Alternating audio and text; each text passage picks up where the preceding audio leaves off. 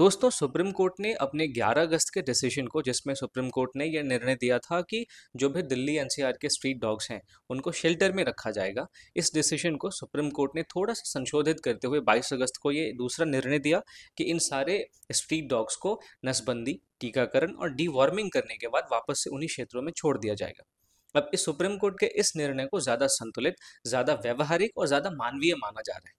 तो इस निर्णय ने वापस से इस डिबेट को नई हवा दे दी है कि क्या पशु अधिकार और सार्वजनिक सुरक्षा के बीच संतुलन की नीति बनाने में हम अभी तक असक्षम हैं।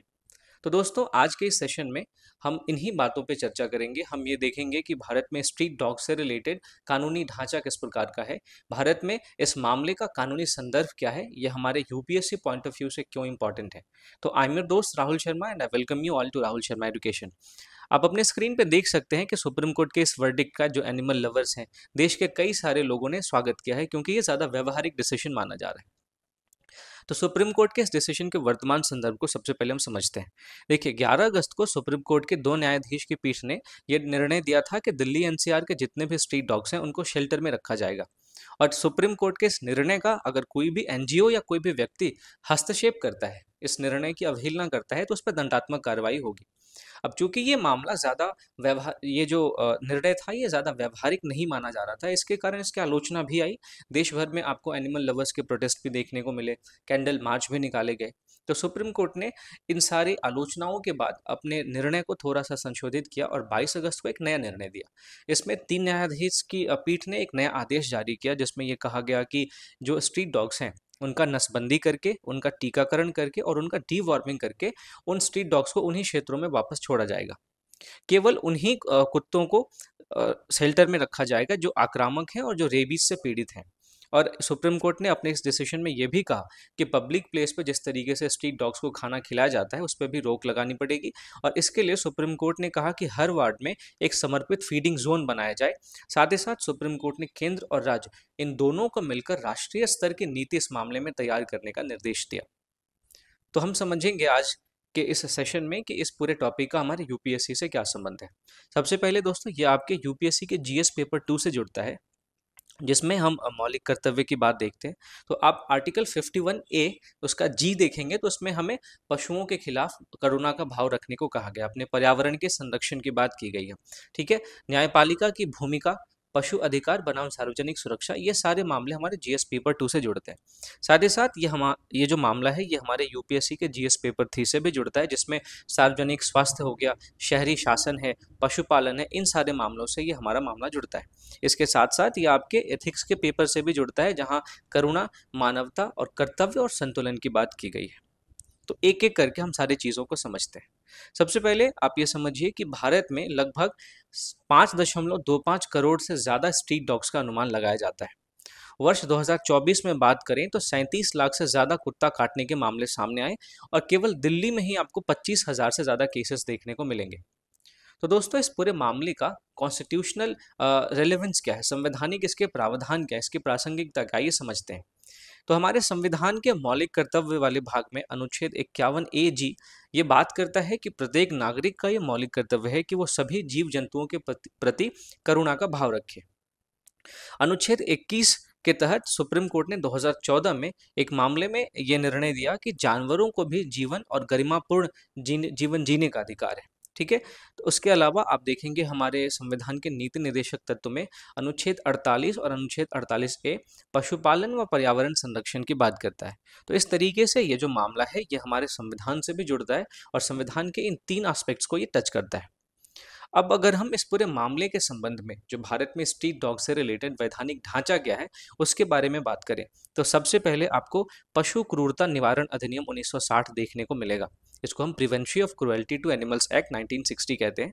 अब ये जो एक्ट है ये जानवरों पर किसी भी प्रकार की क्रूरता को अपराध मानता है। साथ ही साथ आप देखेंगे भारतीय न्याय संहिता में जो धारा 428 और 429 है, जो पहले आईपीसी हुआ करता था, इस भारतीय न्याय संहिता में भी 2 से 5 वर्ष तक के कारावास का प्रावधान है अगर कोई भी व्यक्ति पशुओं के खिलाफ क्रूरता का पालन करता है। इसके साथ साथ अगर हम अपने देश में इस पूरे मामले से संबंधित नीतिगत ढांचे की बात करें तो एनिमल बर्थ कंट्रोल नियम 2001 और 2023 है, जिसके तहत केवल नगर निगम और अधिकृत संस्था को ही पशुओं के नसबंदी और टीकाकरण का अधिकार दिया गया है। साथ ही साथ इस नियम में यह भी कहा गया है कि नसबंदी और टीकाकरण करने के बाद कुत्तों को वापस से उसी क्षेत्र में छोड़ दिया जाना चाहिए। साथ ही साथ इन्होंने कुत्तों की हत्या करना या अनुचित रूप से उनका रिलोकेशन करना, उसका स्थानांतरण करना प्रतिबंधित किया इस 2023 के एनिमल बर्थ कंट्रोल नियम ने। अब आपको यह समझना है कि अनुचित रूप से स्थानांतरण जो है, यानी कि कुत्ते को जिस क्षेत्र से उठाया गया, नसबंदी या टीकाकरण करने के पश्चात वापस उसको उसी क्षेत्र में छोड़ा जाएगा। इससे फायदा ये होता है कि कुत्तों की आक्रामकता जो है वो कम हो जाती है, क्योंकि अक्सर जब कुत्तों को किसी दूसरे क्षेत्र में उनका अनुचित स्थानांतरण किया जाता है तो ऐसा माना जाता है कि किसी नए क्षेत्र में जाने पर उनमें जो आक्रामकता है वो बढ़ जाती है और कुत्ते काटने के मामले में बढ़ोतरी देखने को मिलती है। तो ये नीतिगत ढांचा अभी हमें हमें हमारे देश में देखने को मिलता है। अब ये जो मामला है दोस्तों, और ये जो सुप्रीम कोर्ट का अभी हालिया निर्णय है, ये कोई नया निर्णय नहीं है। इस पूरे मामले पे हमें एक पूरा एक न्यायिक विकास देखने को मिलता है जो 2005 से शुरू होता है।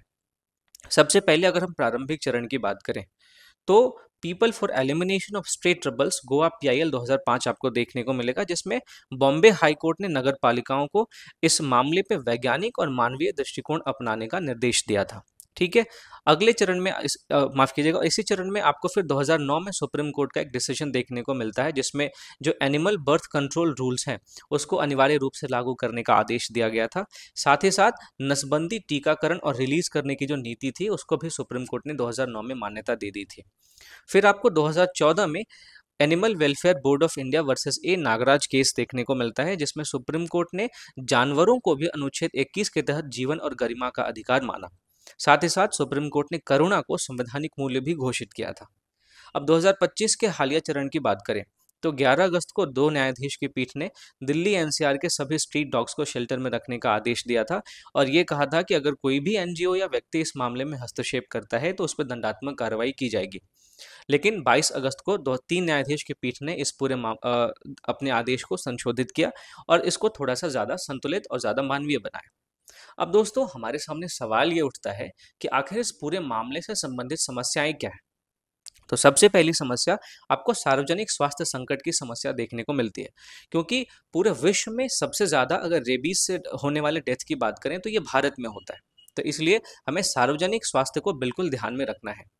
फिर नगर पालिकाओं की क्षमता की कमी भी हमें इस पूरे मामले में उजागर होती दिखती है, क्योंकि आप देखेंगे जो नगर पालिका है वो पर्याप्त शेल्टर्स नहीं बना पा रहे, पर्याप्त स्टेरिलाइजेशन सेंटर्स नहीं बना पा रहे, यानी ऐसे सेंटर्स जहाँ पर नसबंदी की जाती हो। साथ ही साथ ये मामला मानव और पशु संघर्ष की बात भी करता है, क्योंकि आप देखेंगे जो रेजिडेंट्स वेलफेयर एसोसिएशन है और एनिमल राइट्स ग्रुप है, इन दोनों के बीच में हमें एक टकराव हमेशा देखने को मिलता है। साथ ही साथ इस पूरे मामले से हमें कानूनी जटिलता भी उभरती दिखती है, क्योंकि जो अदालत हैं उनके आदेश भी बार बार बदलते रहे हैं और ये मामला इस बात की तरफ भी इशारा करता है कि इस पूरे मामले पे हमारे देश में जन जागरूकता की कमी है। नागरिकों को पशुओं के अधिकार के संबंध में या सार्वजनिक सुरक्षा के संबंध में, सार्वजनिक स्वास्थ्य के संबंध में क्या क्या कानून है, उन कानूनों के बारे में नागरिकों की जानकारी बहुत सीमित है। तो दोस्तों आगे की राह क्या हो सकती है, ये हमारे लिए सबसे ज़रूरी हो जाता है इस पूरे सेशन में। तो सबसे पहले तो हमें एक संतुलित नीति अपनानी चाहिए जो कि मानव सुरक्षा को भी ध्यान में रखे और पशु अधिकार के संरक्षण को भी ध्यान में रखे। साथ ही साथ हम WHO के मानकों के अनुसार मास वैक्सीनेशन के थ्रू एक रेबीज उन्मूलन कार्यक्रम भी चला सकते हैं। इसके अलावा नगर पालिका को हम सशक्त बना सकते हैं ताकि और भी ज़्यादा शेल्टर्स बनाए जा सके और भी ज़्यादा नसबंदी की इकाइयों को स्थापित किया जा सके। इसके साथ साथ जो अभी वर्तमान कानूनी ढांचा है उसमें भी हम सुधार कर सकते हैं और जो prevention of cruelty to animals act है उसको भी हम आधुनिक बना सकते हैं। और सबसे ज़रूरी, इस पूरे मामले पे या किसी भी मामले को अगर संवेदनशील बनाना है तो उस मामले को लेके जन जागरूकता फैलानी चाहिए और इस मामले में हम नागरिक, एनजीओज और जो रेजिडेंट वेलफेयर एसोसिएशन है, इन तीनों के सहयोग से एक सहभागितापूर्ण नीति अपनाकर चल सकते हैं। तो दोस्तों ये जो हमने अभी चर्चा की, इस पूरी चर्चा का निष्कर्ष ये निकलता है कि हमारे देश में न्यायपालिका और कानून ये दोनों ही मानते हैं कि हमारे देश में स्ट्रीट डॉग्स को भी जीने का अधिकार है, लेकिन सार्वजनिक स्वास्थ्य और नागरिक सुरक्षा हमारी सर्वोच्च प्राथमिकता है। तो सुप्रीम कोर्ट के ये जो हालिया निर्णय है वो इस संतुलन का बहुत अच्छा उदाहरण भी पेश करते हैं, जहाँ पे करुणा, सार्वजनिक स्वास्थ्य और मानवीय शासन, इन तीनों को मिलाकर एक समाधान खोजा गया है। है ना। तो इस पूरे चर्चा के आधार पे आप इस प्रैक्टिस प्रश्न को भी सॉल्व कर सकते हैं और इसको लिख के आप मेरे यूपीएससी के आंसर राइटिंग वाले ग्रुप में पोस्ट कर सकते हैं। सवाल है, भारत में स्ट्रीट डॉग से संबंधित न्यायिक एवं वैधानिक ढांचे के विकास की विवेचना कीजिए। सार्वजनिक स्वास्थ्य और पशु अधिकारों के बीच संतुलन बनाने हेतु किन उपायों की आवश्यकता है। तो दोस्तों, इसी के साथ आज का ये सेशन खत्म होता है। अगर आपको ये वीडियो पसंद आई हो तो लाइक ज़रूर करें, चैनल को सब्सक्राइब ज़रूर करें, और अगर आपने अभी तक दोस्तों इसको शेयर नहीं किया है तो अपने दोस्तों के साथ शेयर करें, क्योंकि मेरे चैनल पे आपको लक्ष्मीकांत की पूरी प्लेलिस्ट मिलेगी, आपको एनसीईआरटी की पूरी प्लेलिस्ट मिलेगी, ये सब बिल्कुल फ्री ऑफ कॉस्ट है। तो मिलता हूँ एक और इंटरेस्टिंग वीडियो में किसी अगले टाइम। तब तक के लिए दोस्तों, थैंक यू फॉर वॉचिंग।